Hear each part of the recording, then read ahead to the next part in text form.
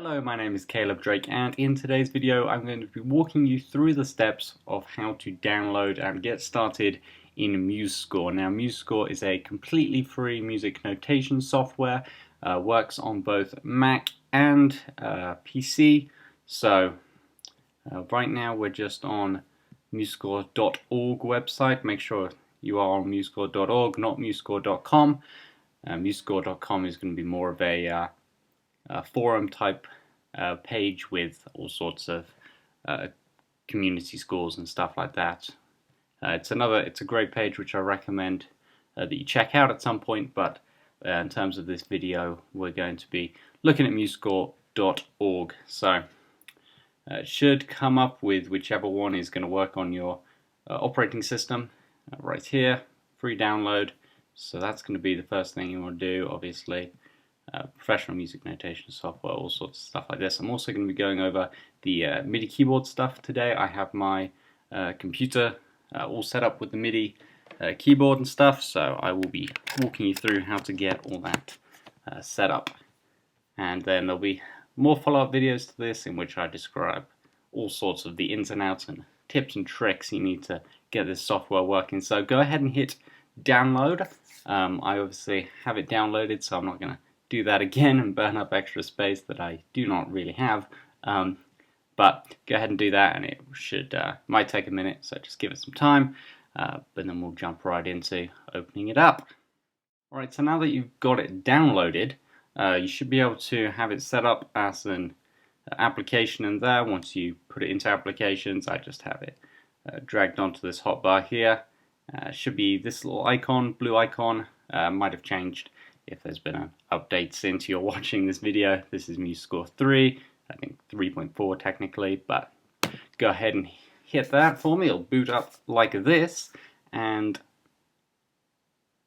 it might take a minute. There we go. So mine's actually going to jump right into the last piece that I was working on, but for most of you it should actually pop up with a screen like this, the Start Center. And you obviously won't have any of these scores if it's the first time you downloaded it. This is all stuff that just have been working on here. So you're going to want to hit Create New Score, obviously, and jump right in. It's going to bring up this new score wizard, and you're going to want to probably walk through this unless you know. And so clicking on that is going to bring up New Score Wizard, and it's going to allow you to put in all of the basic elements of the piece of music that you are trying to write. So title, for the sake of this tutorial, I will call this piece tutorial, if I can spell that. Tutorial, that looks right. If you have a subtitle, you can go ahead and put that in. Composer, we'll put your own name in there. If you have a lyricist, you can put that there, and copyrights, of course. You want to put all of the copyrights, just because that's the best way to ensure against people stealing your music. Obviously, that's a joke. I hope you laughed. If not, that's alright. Alright, so clicking on next is going to bring up this list of instruments that you can add. It's got some subcategories here, so if you're looking to do a jazz piece, it will give you a couple of page setups for jazz. If you want to do solo music, it's just got guitar and piano stuff in there. Orchestral, you can do classical orchestra, symphony orchestra, or string orchestra, and it'll give you a little preview of what that's going to look like over there. Quartet, stuff like that. Now, this is going to be the biggest one here in general. You can choose instruments. That's going to take you to a separate page. Or you can do a treble clef. It will bring up, as you see here, just a straight sheet of treble clef music for writing.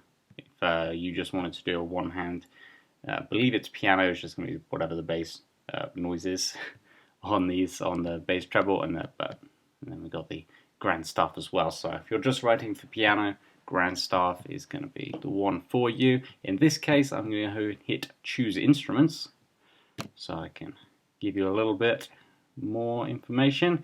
Here we go. So got this drop down menu here with common instruments, pop rock instruments, it will just tell you.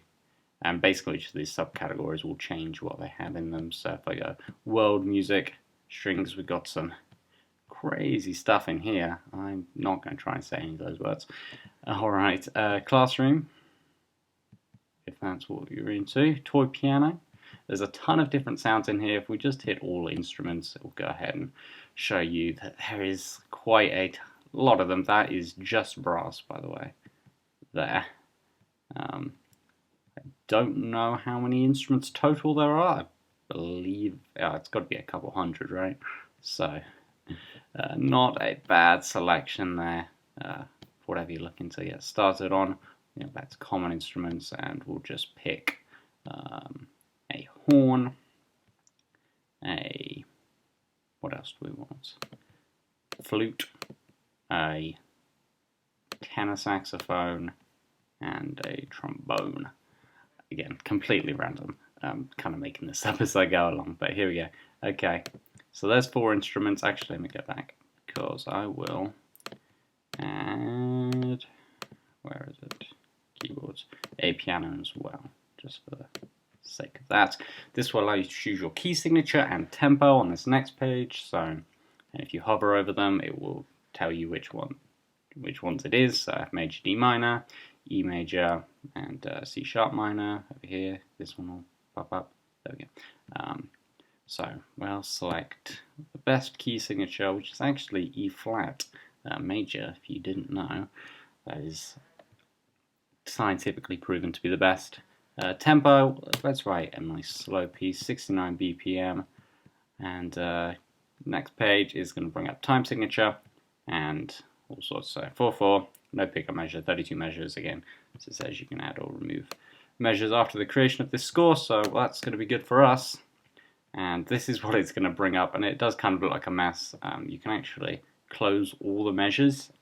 You don't want them expanded like this. That's going to be the key shortcut M.